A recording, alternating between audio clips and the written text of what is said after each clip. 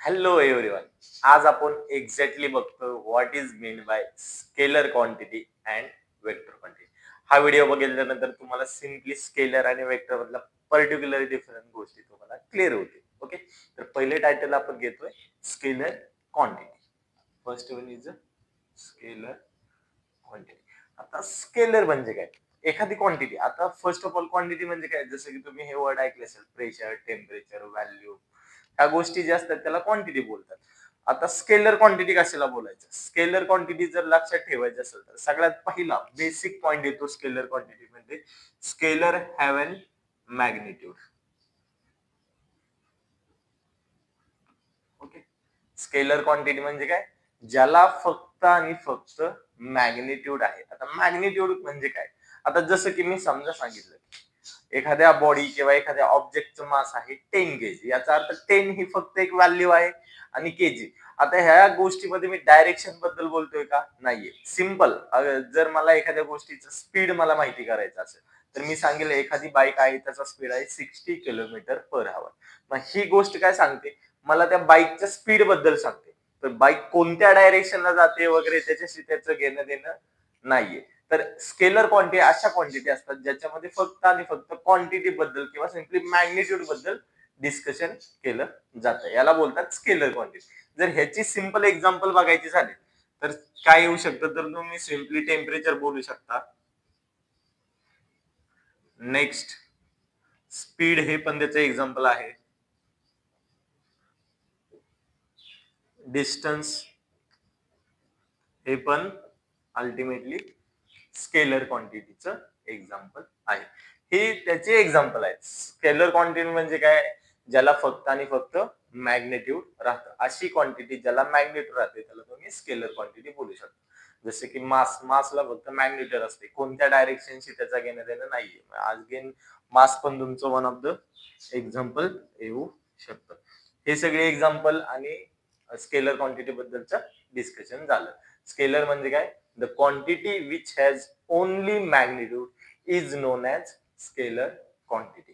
ज्या गोष्टीला किंवा ज्या क्वांटिटीला फक्त आणि फक्त मॅग्निट्यूडची गरज असते त्याला तुम्ही स्केलर क्वांटिटी बोलू शकता. ह्याच्या उलट असतं ते म्हणजे वेक्टर क्वांटिटी. ह्याच्या उलट काय असते? Vector quantity. बघा, वेक्टर क्वांटिटी. आता सिम्पली ज्या ज्या तुमच्या क्वांटिटीला मॅग्निट्यूड प्लस डायरेक्शन असेल. आता बघा याच्यामध्ये मी काय मेन्शन करतो? First upon magnitude and direction. जर समजा एखाद्या क्वांटिटीला मॅग्निट्यूड प्लस डायरेक्शन असेल तर त्या क्वांटिटीला तुम्ही काय बोलू शकता? Vector quantity. आता याचं बेस्ट एक्झाम्पल म्हणत असेल तर सिम्पली मी जर व्हेलॉसिटी बद्दल डिस्कशन करत असेल, व्हेलॉसिटी जी काय आहे ज्याला डायरेक्शनची पण गरज असते. जसं की मी सांगितलं एखादी बाईकची व्हेलॉसिटी 60 किलोमीटर पर आवर आहे. आता इथं स्पीडच्या बद्दल बोललो होतो, इथं मी व्हेलॉसिटी बद्दल बोलतोय. तर मी एखाद्या बाईकचा व्हेलॉसिटी बद्दल सांगत असेल की त्याचा 60 किलोमीटर पर आवर एवढी व्हेलॉसिटी आहे. तर याचं मिनिंग काय?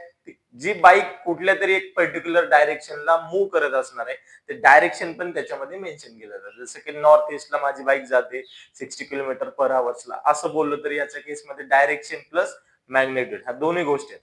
अगेन फोर्स पण अशी क्वांटिटी की ज्याला मॅग्नेट्यूड प्लस डायरेक्शनची, जसं की पुल फोर्स, पुश फोर्स, त्या केसमध्ये पर्टिक्युलर डायरेक्शनला तुम्हाला फोर्स अप्लाय करावा लागतो. म्हणजे फोर्स पण तुमची कुठली झाली? Vector quantity. Vector quantity simply असं की ज्याला डायरेक्शनची गरज आहे. त्याच्यामधलं एक एक्झाम्पल बघत असाल तर तुम्ही फोर्स एक मेन्शन करू शकता. Next displacement. डिस्प्लेसमेंट पण हे पण तुमचं वेक्टर क्वांटिटीचं एक्झाम्पल होऊ शकतं. आता जसं की डिस्टन्स आणि डिस्प्लेसमेंट ह्याच्यातलं सिम्पली काय आहे? डिस्टन्स म्हणजे काय? आता मी जर तर 5 किलोमीटर जात असेल, मी पर्टिक्युलर डायरेक्शन मेन्शन करत नाही. मी काय सांगतो? मी 5 किलोमीटर आज रनिंग केली किंवा चाललो, तर त्या केसमध्ये 5 किलोमीटर हे झालं तुमचं स्केलर क्वांटिटी किंवा ते झालं तुमचं डिस्टन्स. आता डिस्प्लेसमेंट कशाला बोलायचं? मी जर 5 किलोमीटर नॉर्थ डायरेक्शनला मूव्ह केलं तर याचा अर्थ ह्या केसमध्ये मी डिस्टन्स मेन्शन पण करतोय म्हणजे क्वांटिटी पण मेन्शन करतोय आणि त्याचबरोबर त्याची डायरेक्शन पण मी मेन्शन करतोय जे की नॉर्थ. ओके, म्हणजे डिस्प्लेसमेंट एक वेक्टर क्वांटिटी मध्ये येऊ शकतं. नेक्स्ट वन तुम्ही लिहू शकता ऍक्सिलरेशन. ऍक्सेलरेशनलाही तुम्हाला डायरेक्शनची गरज पडते. सिंपल ह्या दोघांमधला फरक लक्षात आला. स्केलर क्वांटिटी म्हणजे काय? The quantity which have only magnitude is known as scalar quantity. आणि वेक्टर क्वांटिटी कशाला बोलणार? The quantity which have magnitude as well as direction. हे त्याचे पर्टिक्युलर काही एक्झाम्पल आहेत आणि हे पण थोडीफार एक्झाम्पल. तुम्ही अल्टिमेटली बरेचसे एक्झाम्पल आसपास क्वांटिटीचे बघू शकता आणि त्याच्यानुसार तुम्ही सॅग्रिगेट करू शकता.